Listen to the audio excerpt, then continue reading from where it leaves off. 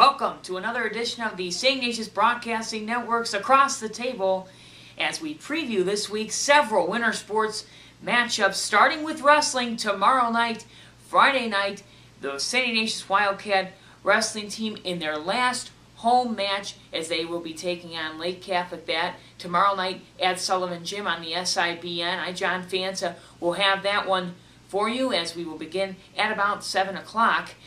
We also have three big matchups on Saturday in hockey and JV and varsity basketball, and we will be bringing you all three of those matchups starting at 5:30 with the Murphy Bergen pregame show starting at about 5:15 on the SIBN. Live audio for the Barron Cup semifinal coverage as the Hockey Cats will prepare to take on Lake Catholic. Once again, Lake Catholic, a team that the Wildcats have beaten a few times, but a team that will come out and be ready to go.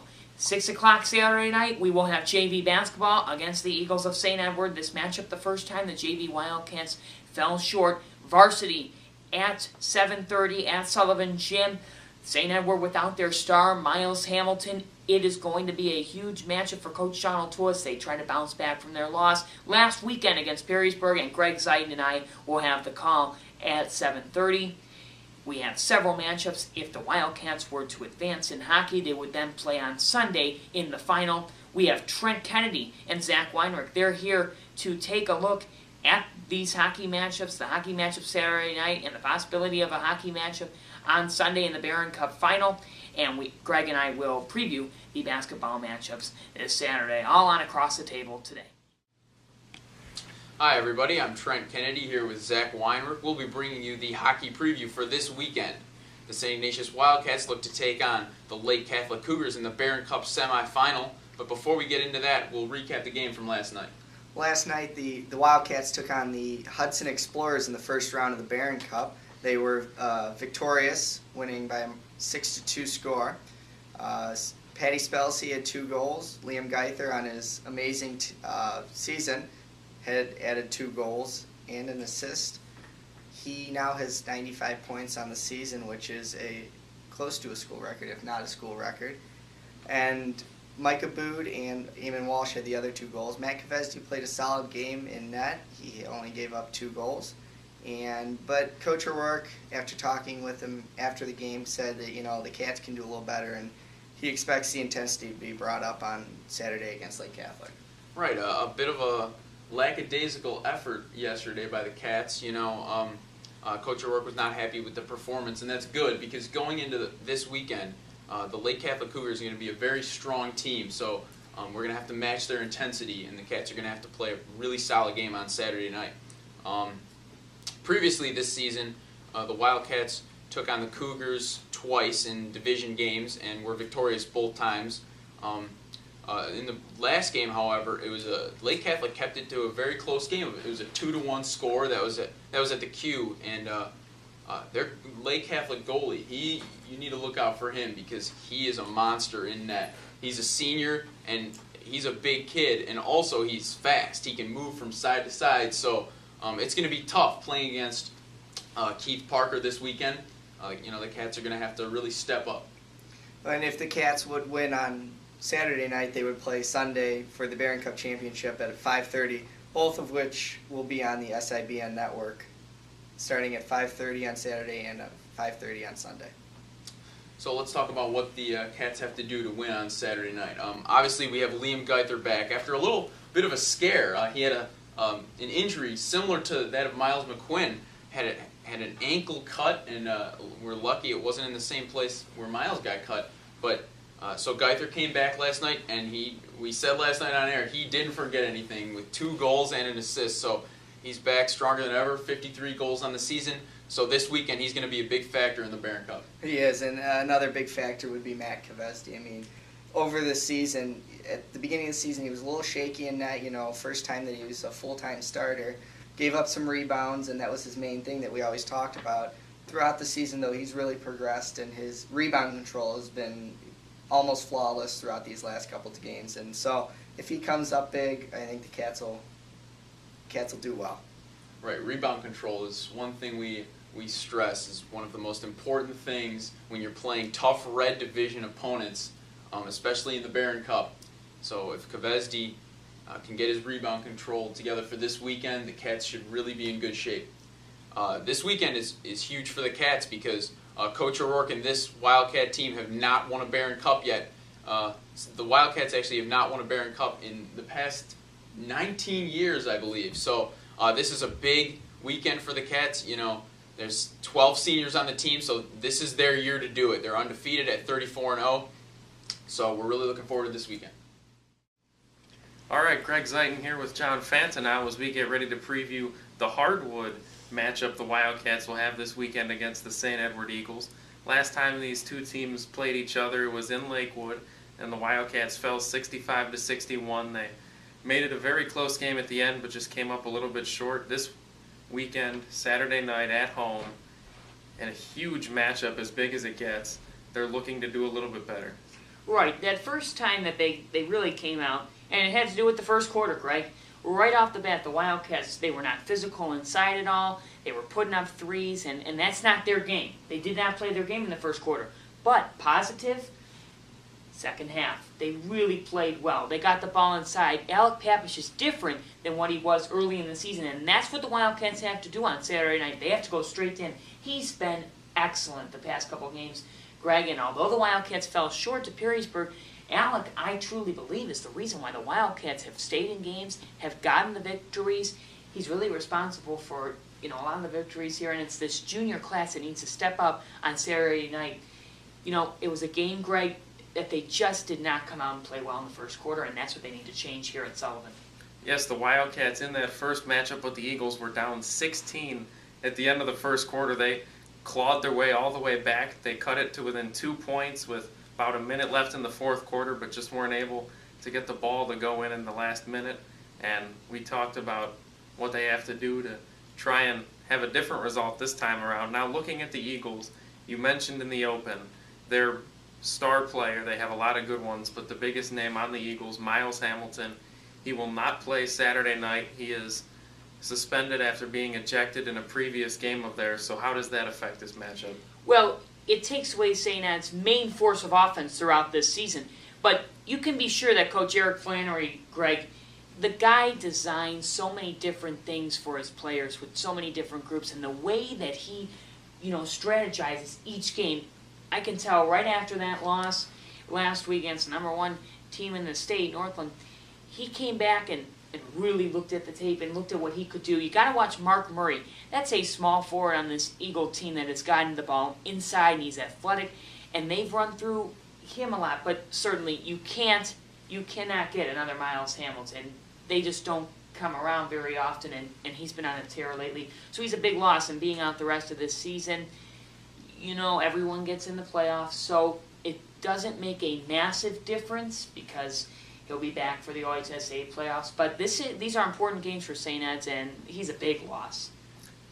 Yeah, you mentioned Miles Hamilton being out. You also said Mark Murray, who really has been the 1A to Miles Hamilton's 1, and the Eagles, with Coach Flannery making adjustments, it definitely still will not be an easy game for the Wildcats despite the absence of Miles Hamilton. Looking at some of the other key players for the Eagles, besides Murray in the front court, you've got 6'6" Michael Mason, you've got Tim Stainbrook and Marcellus Hamilton, the little brother of Miles.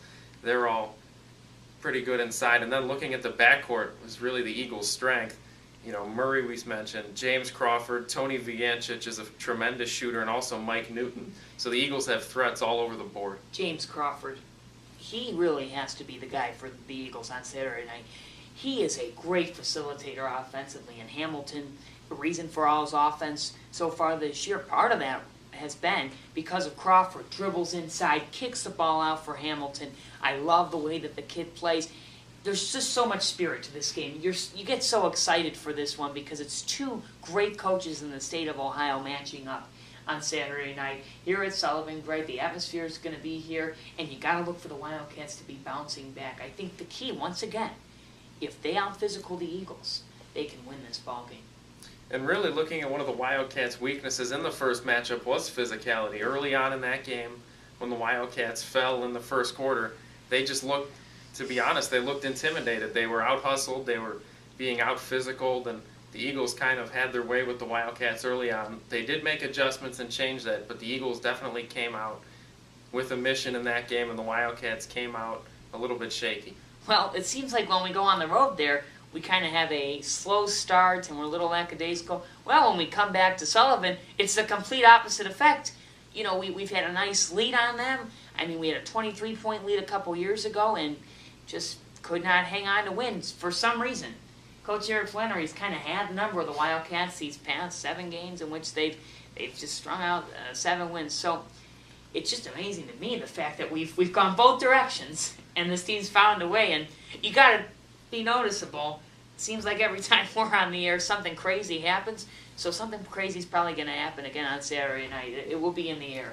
Speaking of crazy things, though, that game against Perrysburg, the Wildcats' last game, which they did lose by 1 at the buzzer, we thought Jack Tupa had the game winner. He drove to the basket. It was a tied game. He got a floater to go to give the Wildcats the lead. The buzzer sounded, and the referees decided to put a second and a half back on the clock, which the shot did go through before time expired.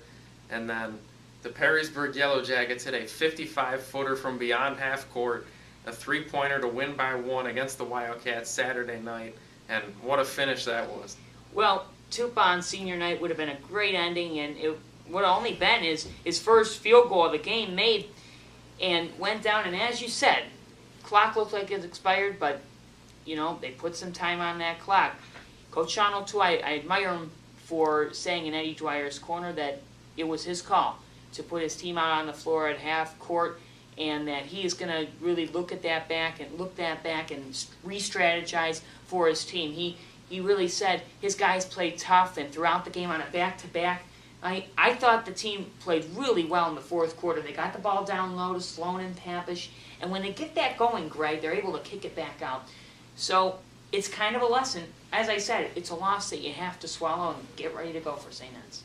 And the Wildcats definitely are a team deep enough to do that. You mentioned Sloan and Papish have really been leading the Wildcats this season up, but you've got a number of other guys contributing as well. Sloan and Papish are the leading scorers and rebounders, but you look beyond that, you've got Jack Tupa running the point guard, Brian Joseph, another guard, Francisco Santiago, Mike Svatina, Eric Williams. We could go on, but the Wildcats have a lot of guys who make a big impact on this team. Well, you look for a guy like Svatina, Williams, maybe Joseph, to get going on Saturday night. You need one extra guy. I think that's what the key is. It's that guy, you know, who hasn't been the main scorer this year, just to really contribute to the scoring on Saturday night, because the Wildcats have had a couple troubles throughout the year of generating, you know, points and keeping guys, you know, out there. Papish has been getting a lot of minutes, and you got to wonder if those are going to catch up to him. But I think Williams or Svatina, get one of them physical, get them inside, and Williams hit a couple threes last week. Maybe something out of that can come on Saturday night. But I think it's safe to say it'll all depend on how the Wildcats come out of the gate. We've seen a number of times this year them struggle in the first quarter, and it's hurt them. They've had a tough time in some games climbing back from that. That was obviously the case in the first matchup against St. Edward's. So look at the start of that game as really to be the key to who will win. Well, Sullivan Gym, many say a little bit of a smaller floor, slightly smaller. St. Ed's is going to come right out with the press. I think Coach Sean O'Toole is ready for that. So Santiago, he's a very good dribbler, and he was able to get by it the first time. But still, threw off the Wildcats' offense. Once they get it past half court, Greg, I think you have to slow it down.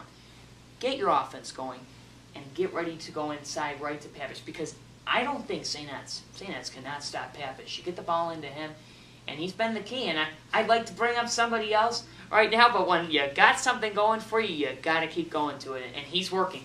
Yeah, Papish, and don't forget about Derek Sloan, Right. Very versatile player as well. We've seen him hit threes. He's also a very good post player, a slasher. So the two of them are probably the Wildcats' best offensive options against the Eagles, because the Eagles, the front court, I guess, is their weakness. They're a solid team all around, but the front court is the weaker part of their team. And the Wildcats always also came back in that game at St. Ed's because they got St. Ed's in foul trouble.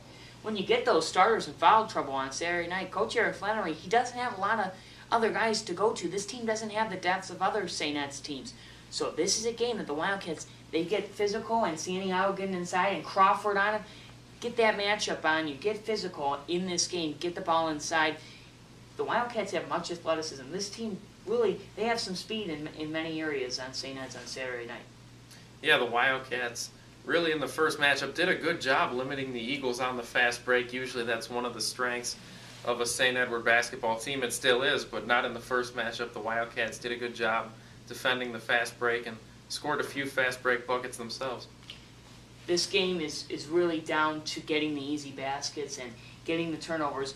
It's little swings like that in St. Ed's and St. Ignatius that really make each game, whether it's football, basketball, hockey, baseball, whatever sport you want to say, it's these little momentum swings. It's all about momentum, and it'll be there Saturday night, Greg. I know, we're very excited to call this one. It should be a good one. The first game was a thriller. We'll have it for you starting with the JV game at 6 o'clock. John and Pat White will have the JV game, and then the two of us will have the varsity game that'll start at about 7:30, probably a little later, just because of how exciting those JV games have been. But we'll see you Saturday night. Don't forget about hockey as well. We've got a loaded weekend on the SIBN.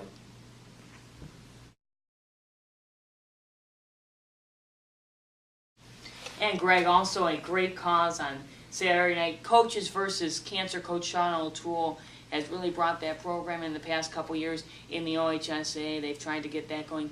Coaches versus Cancer Saturday night. You'll see the coaches wearing tennis shoes and the players wearing some pink armbands and pink socks. And many in the St. Ignatius community that have been affected by cancer will be honored before the game. So you'll be able to see that on the court coverage before that one. What a great cause is.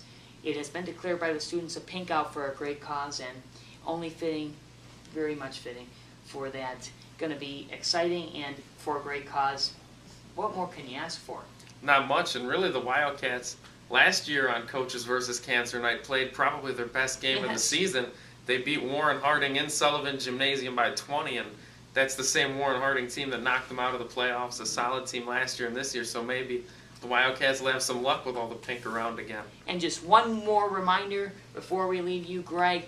Friday, tomorrow night, 7 o'clock, George T. Camillo and his Wrestling Cats, their last home match. It'll be George's last home match, and as we know, what a moment that'll be tomorrow night as they take on Lake Catholic at 7 o'clock. So it's going to be in the air all weekend, Greg. Probably the best weekend of the winter sports season for the Wildcats. Absolutely. We'll see you tomorrow night for wrestling and Saturday for hockey and basketball.